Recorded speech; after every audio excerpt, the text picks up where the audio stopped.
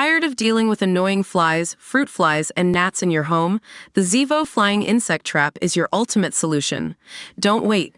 Check out the link in the video description now to get your Zevo Flying Insect Trap on Amazon and enjoy a bug-free home today.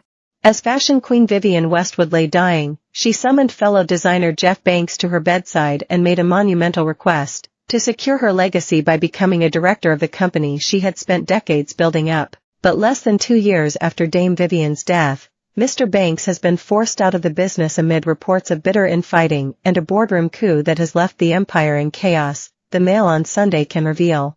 The former host of the BBC's Clothes show was ousted after disagreements over the direction of the fashion house and concerns that its founder's legacy was under threat, Insiders says. It has made House of Gucci look like play school, one well-placed source said in reference to the 2021 film about the vicious fight to control the Italian fashion brand. On one side of the split dividing Vivienne Westwood Ltd. lies Mr. Banks, a friend of the late designer's son Joe Core.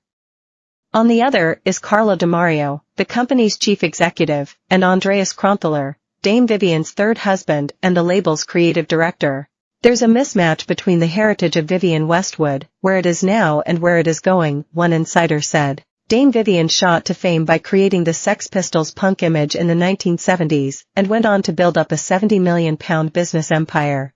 But towards the end, the designer, who was made a dame in 2006, had grown frustrated with how the label was being run, sources claim, and was said to be working on a book venting her irritation. She was said to be particularly concerned at a toxicity within the business and that some of its designs were not creative enough. It reached a point where Vivienne wanted to shut it down, one insider said. She always believed in quality over quantity. She would submit a load of designs, and the complicated, creative stuff would be overlooked. She and her designers would be distraught over all that time spent making beautiful creations that would never be made. Days before her death in December 2022, aged 81, she summoned her longtime friend Mr. Banks to her hospital bedside.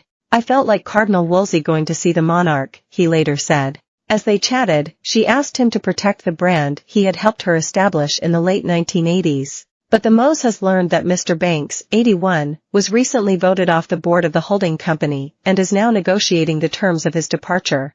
The insider said Dame Vivienne would turn in her grave at the thought of Jeff being pushed out.